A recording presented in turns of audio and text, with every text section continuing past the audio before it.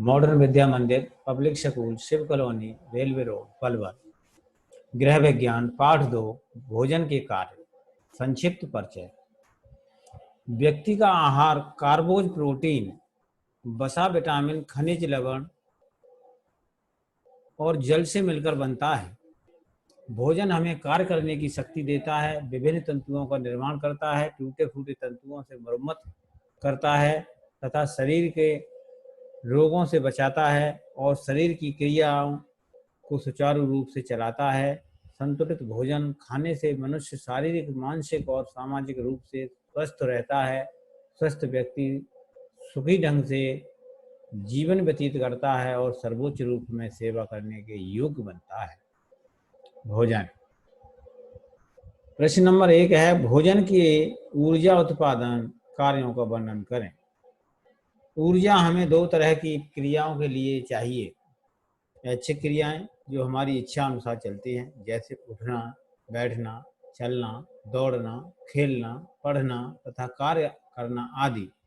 और अनैच्छिक क्रियाएं जैसे दिल का धड़कना, गुर्दे का कार्य और सांस लेना आदि। अधिक कार्य करने वाले लोगों को कम कार्य करने वाले लोगों की अपेक्षा अधिक ऊर्जा की आवश्यकता होती है। ऊर्जा को किलो कैलोरी में मापा जाता है।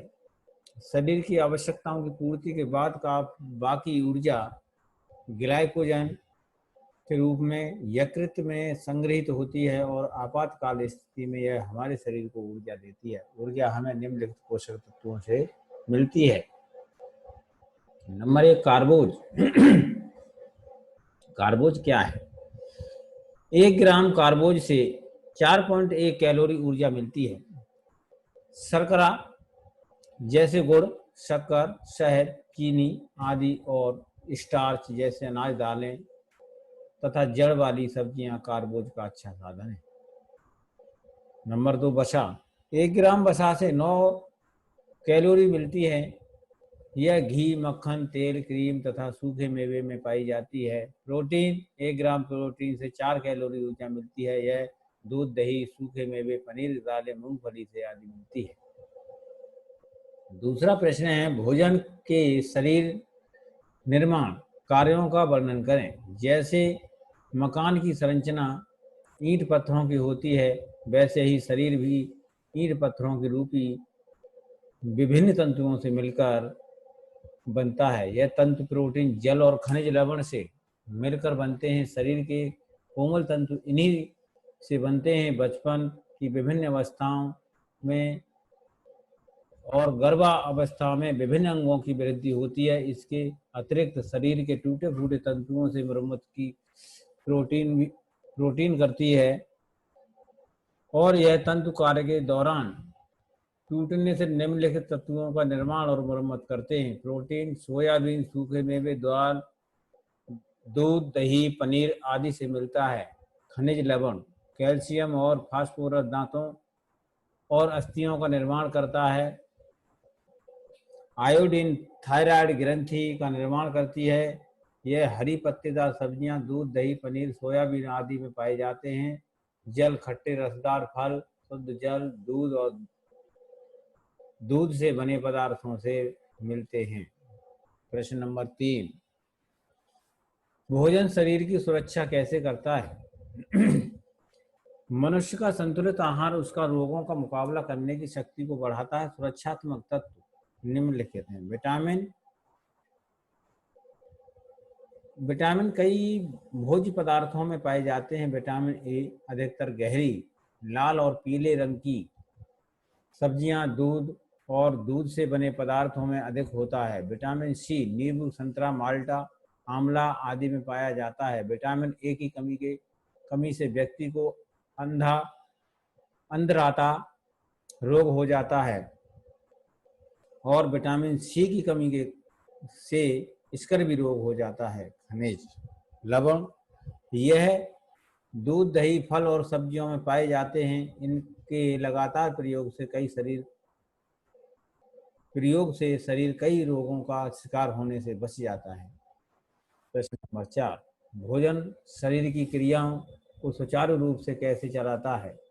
हमारा आहार शारीरिक क्रियाओं का संचालन करता है, जैसे हृदय की धड़कन का नियंत्रण, रक्त का परिभ्रमण करना, अम्ल क्षार का संतुलन, रक्त का थक्का जमना और गुर्दों का कार्य आदि भोजन के निम्नलिखित पोषक तत्व शरीर की क्रियाओं को सुचारू रूप से चलाते हैं। खनिज लवण, यह ताजे फल, सब्जियां, दूध और दही से बने पदार्थों तथा अंडा आदि में पाए जाते हैं।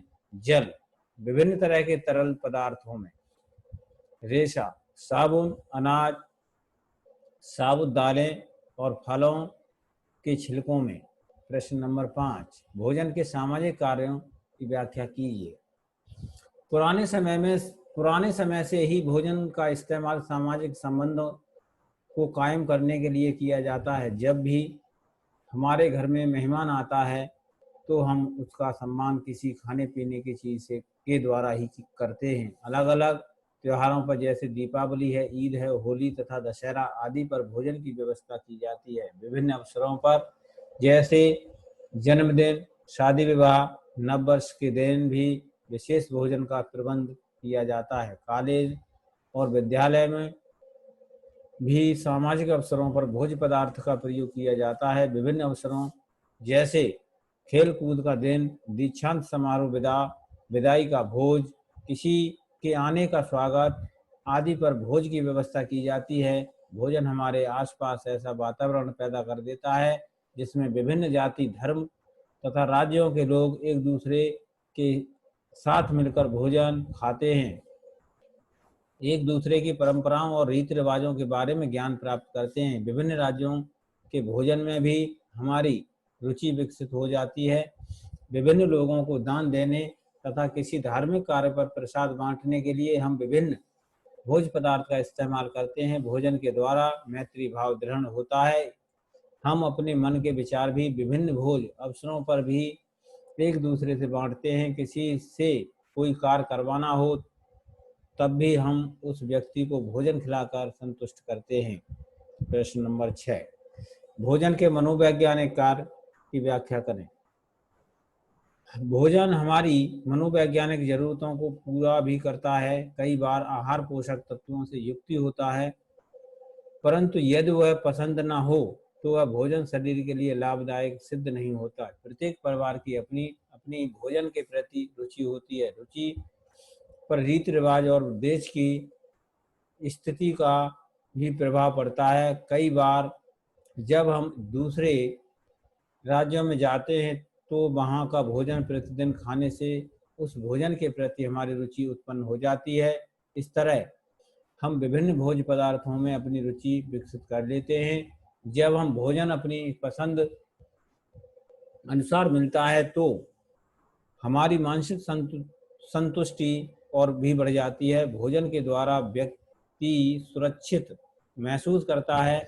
जैसे एक बच्चा तभी खुश और सुरक्षित महसूस करता है जब उसकी माँ अपने हाथ से प्यार से उसे दूध पिलाती है। भोजन के द्वारा हम अपनी भावना भी व्यक्त करते हैं। जैसे जिस व्यक्ति को हम पसंद करते हैं उसके हाथ से भोजन खाकर हम खुश हो जाते हैं। जिसको हम पसंद नहीं करते तो उसके हाथ से हम भोजन खाना पसंद नहीं करते। हम भोजन को पुरस्कार रूप प्रयोग करके अपनी भावनाओं को प्रदर्शित करते हैं। इसी तरह यदि कोई व्यक्ति दिमागी तौर पर ठीक नहीं है तो वह अकेलेपन को भोजन खाकर दूर करता है।